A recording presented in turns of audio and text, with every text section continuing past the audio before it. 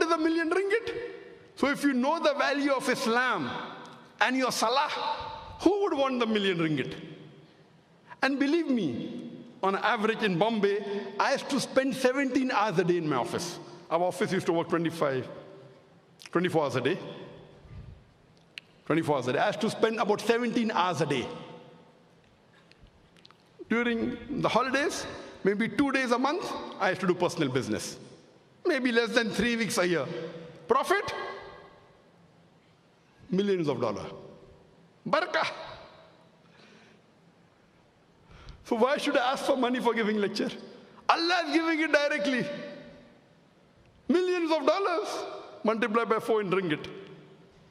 For working hardly 2-3 weeks a year. You invest and Allah gives you. The best investment is with Allah. I'm telling you this not to show off, to tell you that this person standing in front of you who was a stammerer couldn't have dreamt of speaking in front of 25 people. Hadha min fazli Rabbi, by the niyama of Allah. MashaAllah, Facebook, 17.4 million. You know, this doesn't carry any value.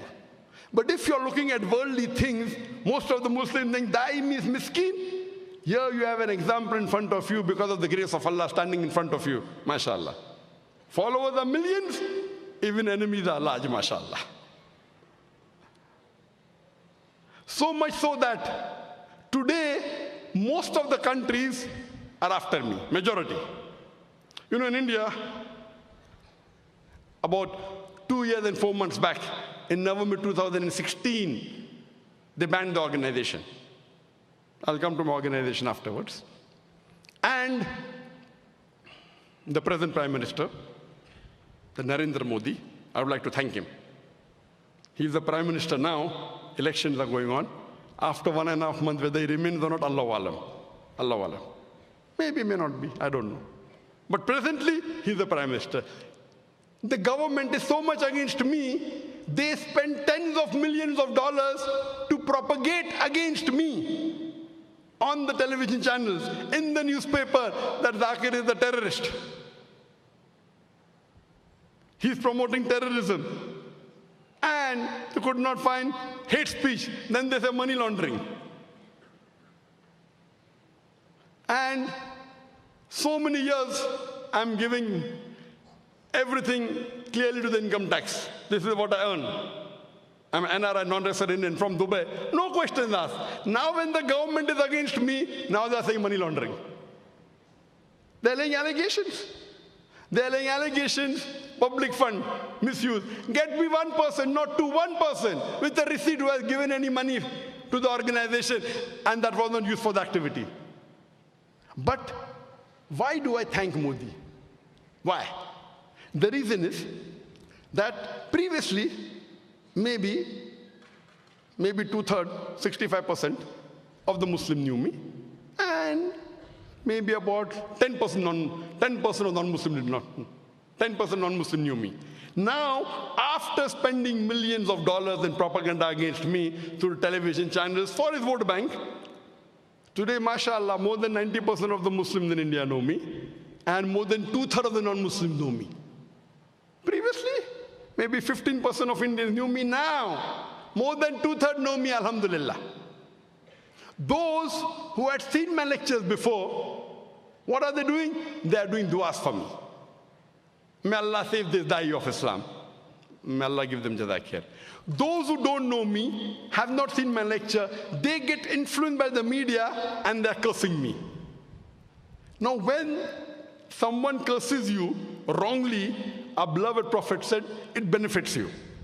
If someone curses you wrongly, on the day of judgment, what will happen? I will get his good deeds.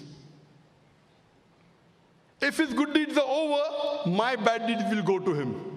Prophet. So I'm thanking Modi. Now there are millions of people doing dua for me.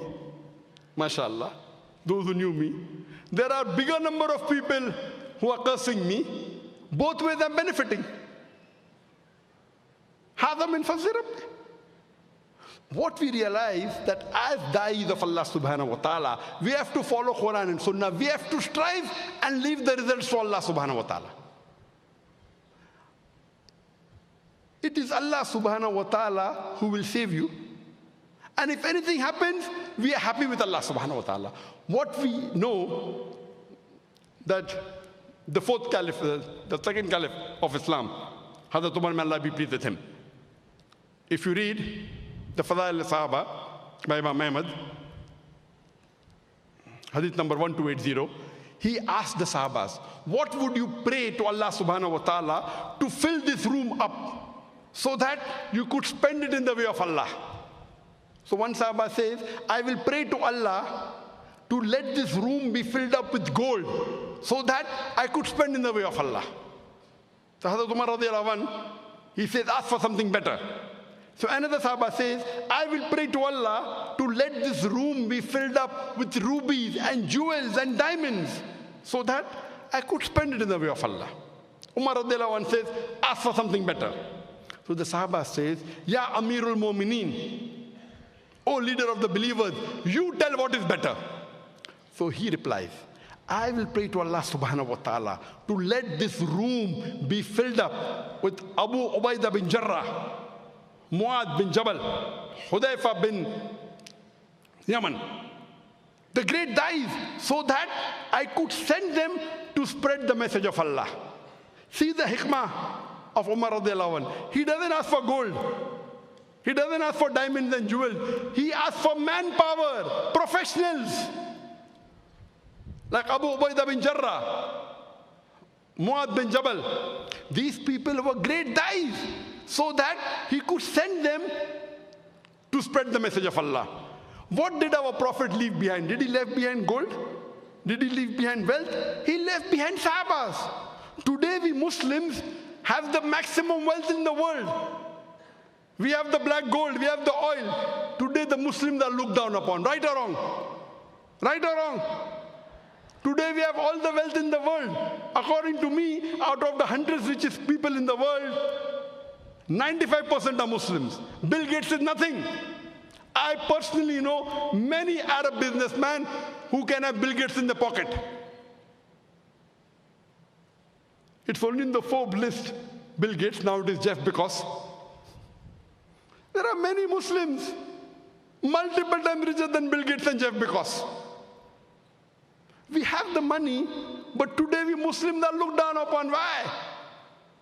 At that time, the Sahabas were there.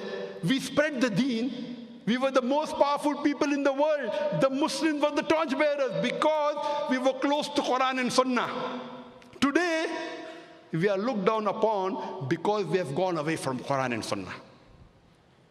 So my request to my brothers and sisters is that come close to Quran and Sunnah. Become a true Muslim profession. Become a true Muslim professional, and inshallah you will conquer the world. I would like to end my speech with the quotation of the glorious Quran from Surah Fussilat, chapter number 41, verse number 33, where Allah says, وَمَنْ أَحْسَنُ قَوْلًا مِمَّنْ دَعَا إِلَى اللَّهِ وَعَمِلَ صَالِحًا قَالَ إِنَّنِي مِنَ الْمُسْلِمِينَ. Who is better in speech than one who invites to the work of the Lord? And he says that I am a Muslim. وَآخِرُ دَعْوَانَ الْحَمْدُ لِلَّهِ رَبِّ الْعَالَمِينَ.